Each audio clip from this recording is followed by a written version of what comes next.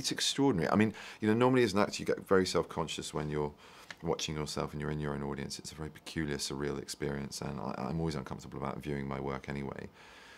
But with this, there is so much going on around you, and even though your imagination has to go there on the day to try and contextualize your environment and, you know, how to respond to that as an actor, actually with JJ, there's an awful lot of real environment. There's a lot of live action, which is on the ship, which was a huge set, or, you know, various other locations. But you really, in the background, you don't know how sophisticated and brilliant and rich and beautiful the imagery is going to be, and it just blew me away. It really did. So even in the scenes where I was in kind of going, oh God, it means sort of cowering a little bit, I could really distract myself by just getting lost in space, and Earth's never looked so good as well in 3D IMAX. I mean, it's great. It is the way to see the film, and it's a cumbersome thing to kind of, you know, do on the day, but my God, it's up there on the screen. It's worth every moment of wait and patience on the day.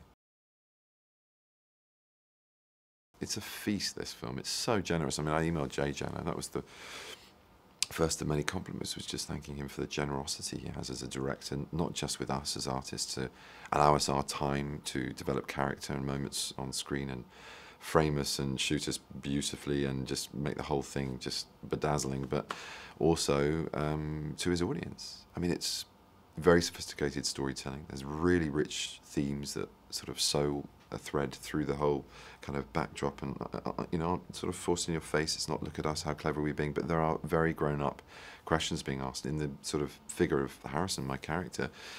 A very ambiguous relationship to what is generically a bad guy. You know, yes, he's kick-ass, yes, he's powerful, yes, he's manipulative and very devious and extraordinarily adept at doing what he does. But when you discover his motivations, hopefully you should have an empathy shift.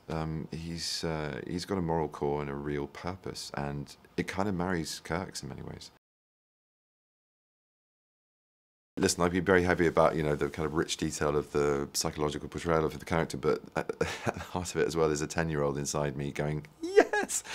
Because, you know, you're running through plates of glass, you're jumping at things and then flying through the air because you're on a rig that's taking you up on a wire, and then you're, you know, doing these stunt scenes where I learned sort of this sort of Hollywood foos, it's called, you know, to sell the punches and kicks, and just a whole new skill set, and so enjoyable to try and perfect with a really expert group of filmmakers. And with JJ at the helm, it's a pleasure, man. He's very special. He is without doubt a genius and a polymath, and you know, those are two words that I don't use very often. I don't think many people do. I mean, you know, he owns those titles. He turns his hand to anything, and he's a professional at it within a second. And it all comes not just from this infuriatingly brilliant and fast furnace of a Spock-like brain, but also from an incredibly well, Kirk-like heart. You know, the man backs off human intentions and intuition and feeling, and